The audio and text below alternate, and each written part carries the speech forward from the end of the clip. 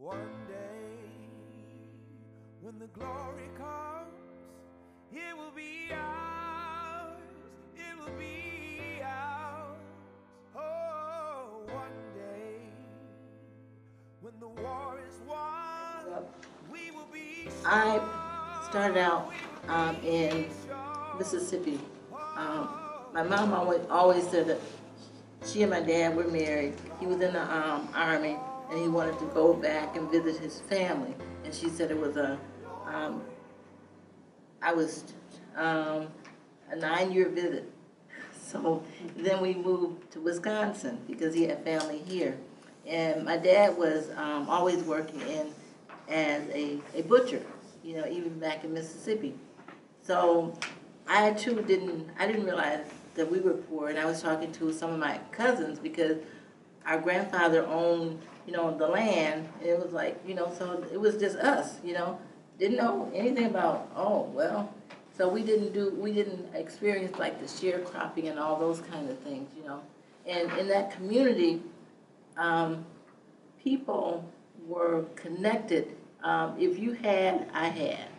And even like back then they used to have like the rolling store that went from community to community with different things. It was like a big bus, and you can go on the store and buy different things. And then there was a Watkins man, and all those kind of things.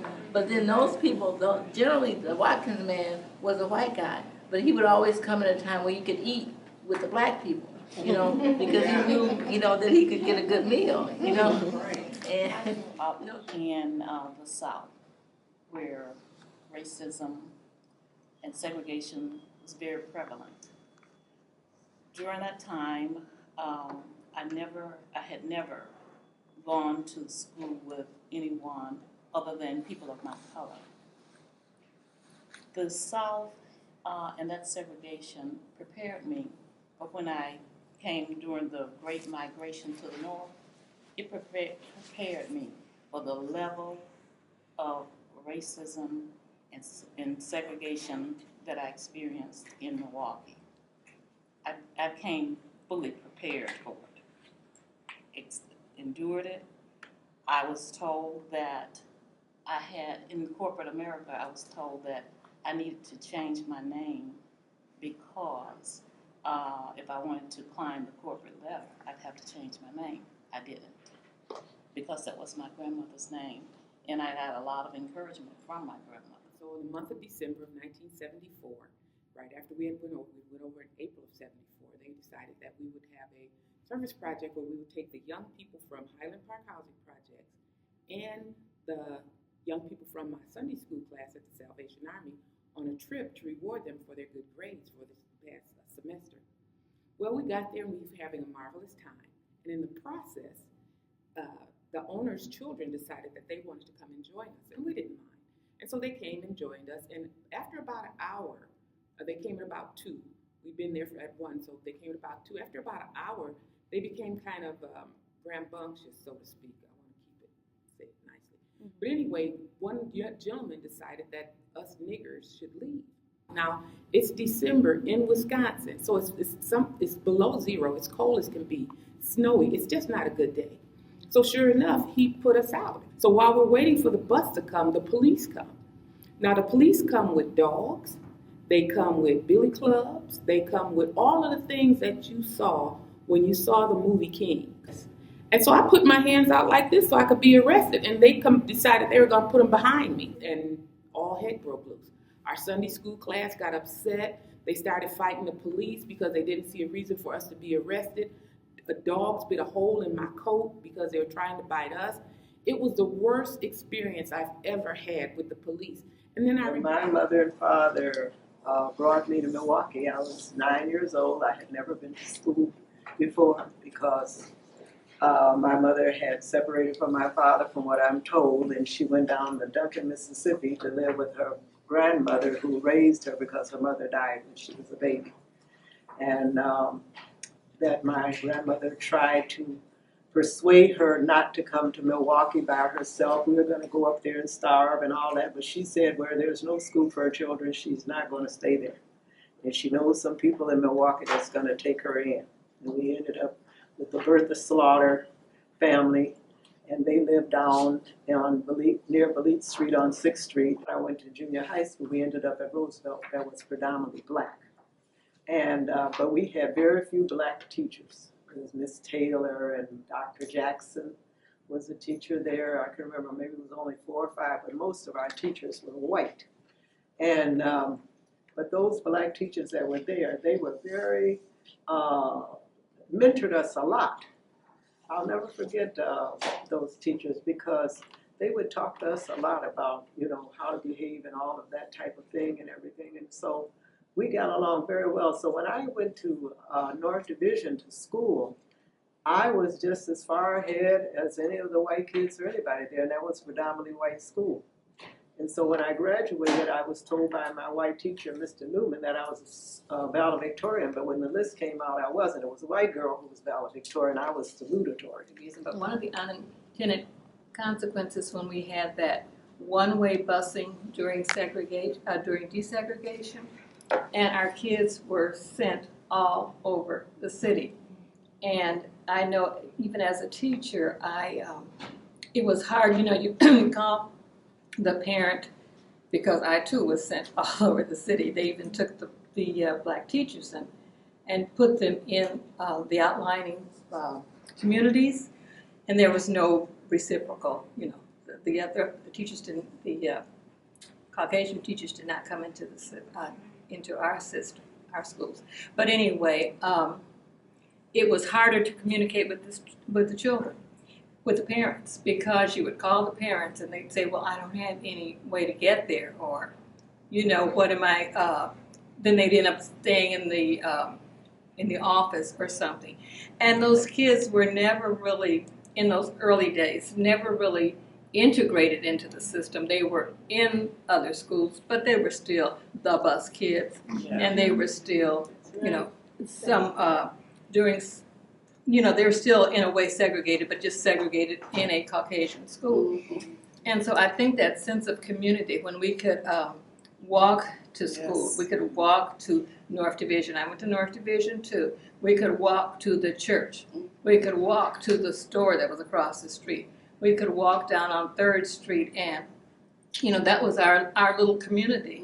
And I think when we lost that sense of community, and the population became more transient, that I think, you know, that kind of exacerbated a lot of the, you know, the troubles that our community faces.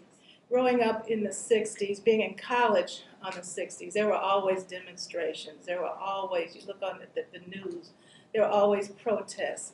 People were so involved and so focused and so determined that there would be a better day, not only for yourself, but for your neighbors, for your community, for your whole area that you lived in. You just wanted to see things improved, and you looked out for each other.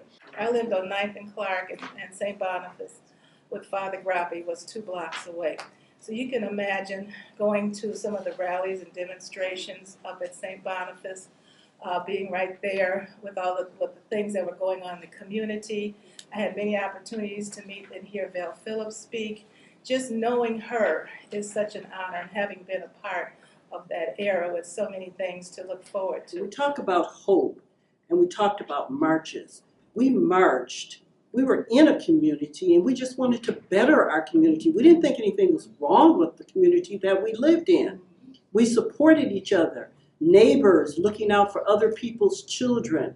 And we marched because we said that it would broaden our horizons and it would better the community.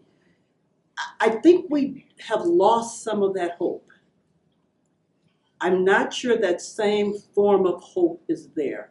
We all want the best for our own, and we need to expand that. And we need to expand in our communities, in our churches, in other places, what it means to be an extended family, in a sense, supporting one another. And I think that, you know, when I look back on when I grew up in the 53206 era as well, and Biddy and I actually were in homeroom together. And but I think back then we had neighborhoods. I mean, people knew each other. I remember people coming over and knocking on your door saying, "Can I borrow a cup of sugar?" or "Can I borrow some flour?" And they were, if you got in trouble, your neighbors had permission to discipline you. And then if they tell your parents, you got disciplined again when you got home. So that concept of it takes a village to raise, a child. We own businesses. Nowadays, our corner stores, we don't have any blacks in our corner stores. But back then, we owned all these businesses and everything, and we shopped on 3rd Street. Now it's MLK. We had Gimbel Schusters and all that. We just go down there and go on 3rd Street and have a good time, and you could go out partying and didn't have to worry, where's the party? Everybody go. It was just more of a community, a neighborhood type, and we've kind of gotten away from that. I feel that Milwaukee today would be a better Milwaukee if we go back to the old landmark, as they say. The way we were raised up and the way a lot of other people were raised up with respect for your elders, stressing education. That was always stressed in my family. I grew up in the 53206 zip code, and like others have said, we didn't know we were poor. We ate real good. My mother always had a meal on the table at 3 o'clock when we got home.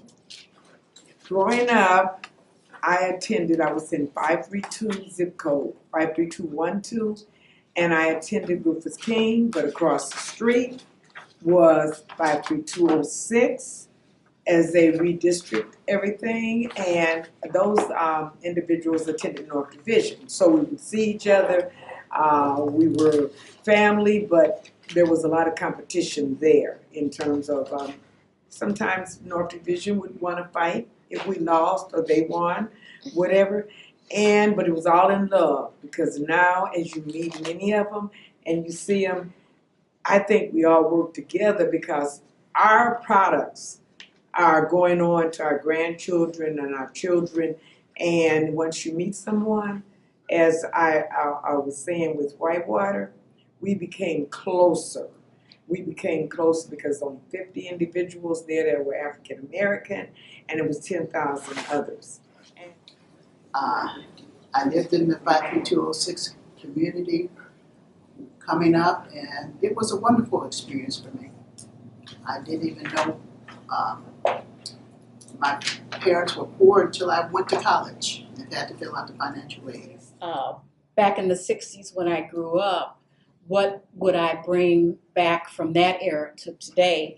And that would be the passion that we young people had at that time. We were not apathetic.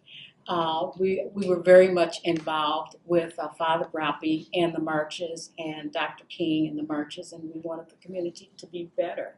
And our parents did stress education, and they stressed discipline.